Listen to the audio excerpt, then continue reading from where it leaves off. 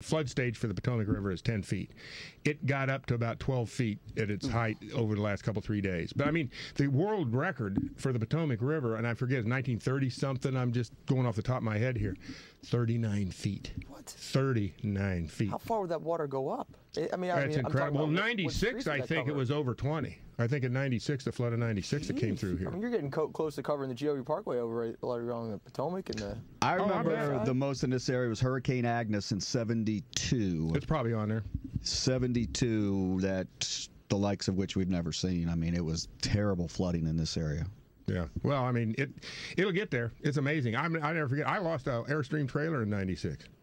I had a piece of property outside of Leesburg, and I had it down by the river. And that was remember when we got in '96, you got a big, huge dump of snow in January. Yeah. I happened to be in Cabo, and I got out of there, and we flew back into New York, and I came down here, and I think it was a day later, then it got a bunch of rain, and it melted all that snow, and with the rain and the snow together, that's when the river came up, and it was one of those, it wasn't a 100-year flood, but it was a pretty decent flood, and I mean, it came so far out of the banks and went well up the side, and like the dumb butt that I am, I had my trailer down there, which had been there for about 4 years and never had a problem. And I remember a guy telling me, he said, yeah, I saw it. I was watching it.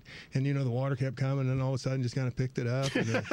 And there was a place where there was kind of a little rundown, and it was just almost like it had an alley, like he was backing it down into the river. It just made a turn down. That's the last we saw. It was beautiful. Yeah, I got to figure it's probably it's probably over there, in Africa somewhere. As the way the Magellan current works, it's probably the Ivory Coast or something. It probably beached itself several years back.